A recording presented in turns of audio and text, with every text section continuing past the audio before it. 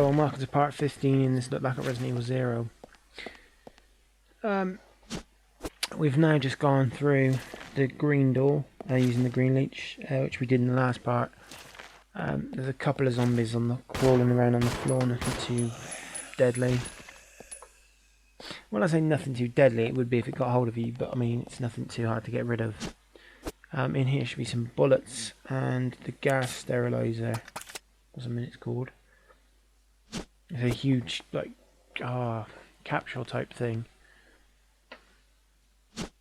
Oh, sterilizing agent, my bad. And this will get rid of the gas in the previous room, well, not the previous room, but the room before that. And inside that room is another key to open the final door on the upstairs floor.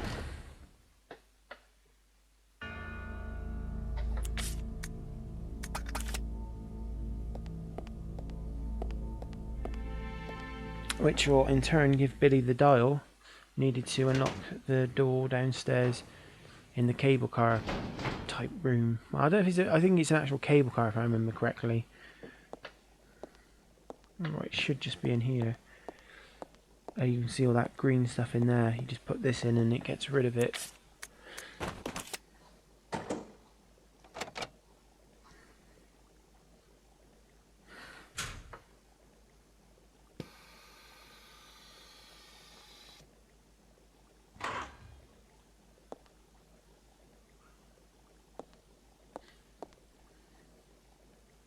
Seems so silly to do a animation just to open that door. It really does. Because once you're in here, the door stays open. Because Dave gets up to say hello. There he is. Oh, headshot. It's a bit gruesome, really, but it's not well, I wouldn't say it's nice, but it's just great because saves you ammo, really. In Resident Evil 1 it's a greater thing when it happens, but I will get into that when I do Resident Evil 1. I'm on about the GameCube remake, not the PlayStation 1 version. Because there were only headshots on Director's Cut if I remember correctly.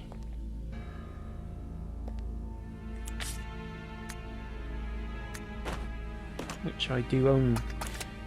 I did have the original, but I could not tell you where it is for the life of me. I think it is somewhere, but what condition it would probably be in, because I was terrible for looking after the discs when I was a kid.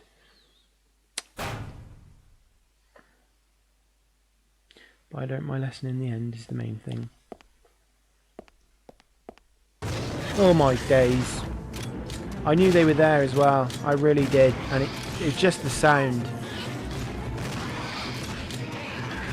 Ah, it gets me over it. It's the sounds that get you more than the creatures, I think. I really do.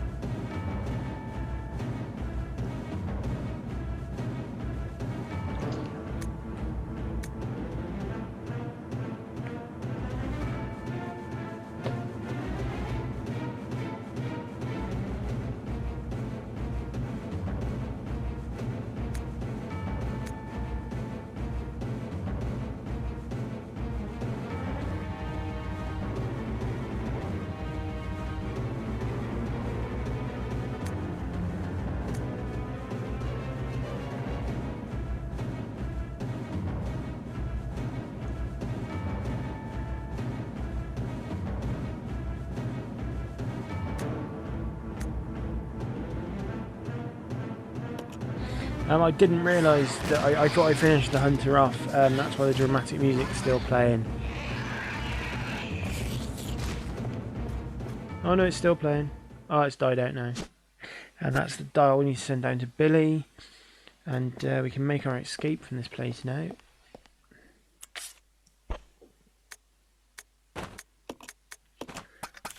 That memo was really just explaining what effects the T virus has on certain creatures. And well, this is before they, this is before they used it on humans. So it's just saying that without human testing, they could never really get it working. But to be honest, I don't think it's really working now. I think what they were using it for, from what I can understand, was, well, I think anybody pretty much that's played the game will know what it was used for. Is obviously to make weapons to fight wars. But the problem with, it makes us turn into brainless zombies. I think out of all the sort of zombie games, this might be just a bit biased because I do love my Resident Evil, but I do feel that Resident Evil 1 has a really great backstory behind it, why that people become zombies. That's personally just my opinion. I mean, I haven't played a lot of zombie games, in fairness. The only ones I really have played is Dead Nation. I think that's only on PlayStation Network. I could be wrong on that. It might be on Xbox. I don't know. I don't think it is. I could be wrong. I did have a go on Dead Rising, but I really didn't get too far with it. And I haven't personally played Left 4 Dead. I played the demo of it, but never really played the game.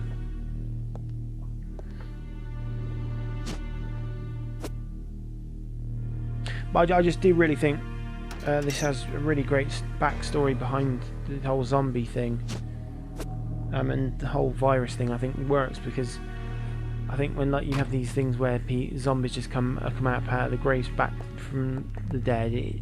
I mean, I don't know. I haven't really watched much of the films, so I can't really go into detail. But from what I've sort of heard, it doesn't really make a lot of sense that if they're back from the dead, unless there is like a story I haven't seen, which probably is the case. To me, it doesn't make a lot of sense that if they bite you, you become one. I don't know. It's, as I said, I haven't watched a lot of films, so I don't think it's fair for me to comment on, really. I think it was in the last part we got the memo that had the code on. So the first one we need to do is go to 4. I don't think it matters which way you go, as long as you just press 4.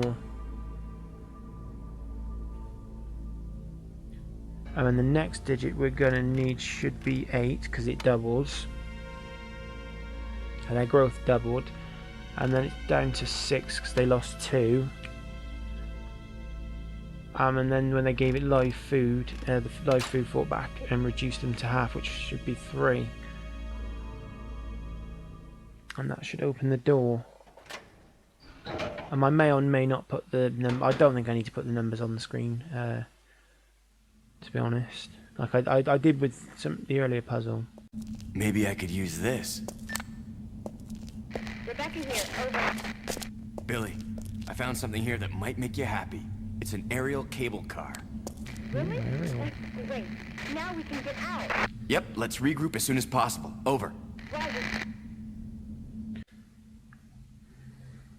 Now to get these two to regroup, I need to make the ladder match the platform upstairs so Rebecca can come down the ladder. But she's going to need the hook shot again. Because we need to put the input and output thingy, I can't remember, registry coil I think it was called.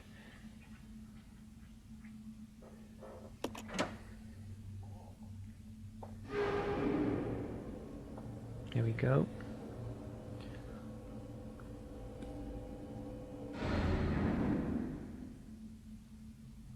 I thought all cable cars were aerial, but to show that, I mean, I've never really used one, so I always got the feeling the wire went across, in the air, so.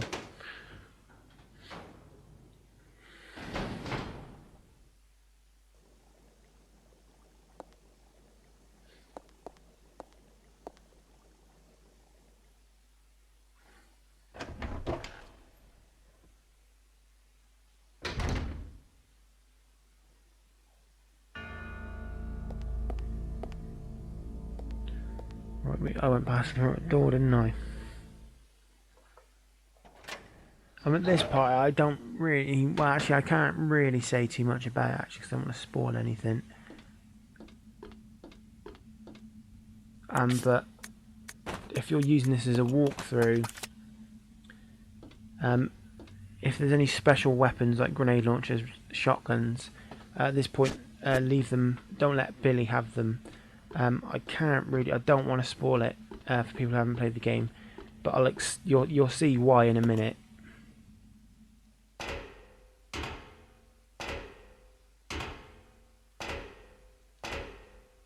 It's annoying because I don't want to spoil that for anybody, but if people are using it as a walkthrough and I put it in the part after This way. said event happens, then it's going to be annoying, isn't it, for them?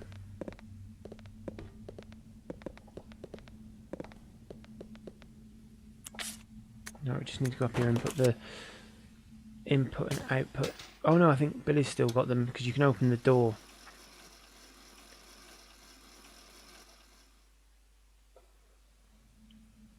It's really annoying with this part because I really wanted to end it with the door opening, but for that to happen, the video would have had to gone over nearly, I think it's 18 minutes it would have had to gone on for, and I like to keep them at 15 at the maximum, really, because I like the effect where the door opens and the transition shows Rebecca with her gun and the light on it in the woods. I just think I thought that was quite clever the way I did that, and I'm blowing my own trumpet. I just thought it really looked cool, so I did it. And I like to continue. Oh, I actually could have used that one there. Never thought of that. Well, I did, but I like to sort of. I didn't think it was a good place to end it. Mind you, the place I do end it, I don't think. I just think I wanted to do that because what I had left on the timeline is I think it's 30-something minutes. No, I think it's 24 minutes if I'm correct. And I thought, well, if I do a 14-minute part and a 10-minute part, it would work. Right, we need to send Billy up to put these in. It's actually quite funny because when I've done some other videos on Movie Maker, I was never really fiddling with the animation and the transition. Well, same thing, I think. So I wasn't really fiddling with them, and I find them quite useful actually. And they do make the video a lot better. I think the first video I used it in was my look back at some classic remade Tony Hawk's Pro Skater levels. I only did because it speeded up time and it made the video look more, it's more stylish, I'd say. Right, we just need to put these in and then we can get on the cable car. Come on. Okay.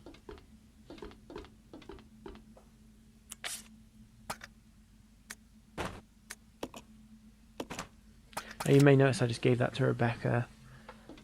As I said, just make sure, as long as Billy doesn't have anything useful, you're alright.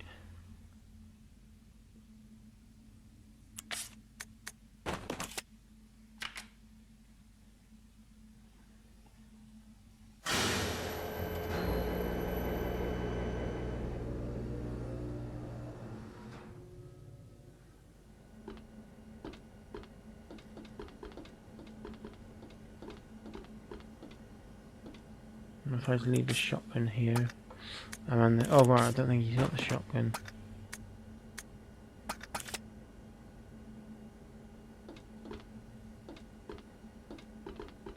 I don't think it's wise to leave the hook shot with him actually, but I don't think we're going to need it, so. Anyway, that's the end for this part. Thank you very much for watching.